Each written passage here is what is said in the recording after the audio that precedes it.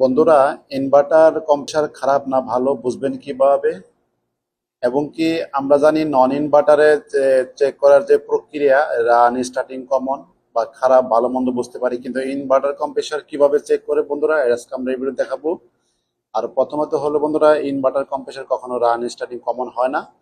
কম্প্রেসারে inverter compressor হলো three ফেজের মতো, মানে থ্রি ফেজের ভিতরে যে এটার ভিতরে যে ওয়ার্নিং আছে থ্রি ফেজের ওয়ার্নিং এর মতো।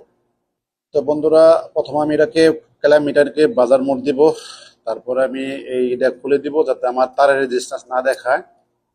তো আমি এটা খুলে দিলাম। প্রথমে আমি একটা প্রুফ যে কোনো একটা লাগাই দিব বন্ধুরা। তো বন্ধুরা, আপনারা দেখতে পাচ্ছেন আমি একটা প্রুফ লাগাই দিচ্ছি এই টার্মিনালে। তখন আমি চেক করবো যে ক্যালামিটার দিয়ে খেয়াল করবেন কত দেখায়।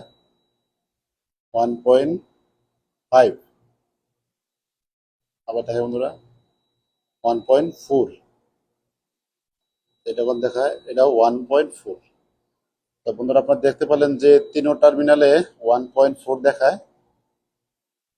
তার মানে এই কম্প্রেসার বন্ধুরা ভালো আছে। যদি কম্প্রেসারে 1 পয়েন্ট, 1.5 পয়েন্ট, 2 পয়েন্ট যদি এদিক ওদিক হয় সমস্যা নাই। যদি 4-5 পয়েন্ট যদি এদিক ওদিক হয় তাহলে বুঝবেন যে কম্প্রেসার ভিতরে সমস্যা আছে, ওয়ার্নিং লিক আছে। তো এটা যদি আমরা চালাই, এক সময় যে ইনভার্টার সার্কিট যে আইপিএম থাকে, আইপিএম এক সময় গরম হয়ে নষ্ট হয়ে যাবে।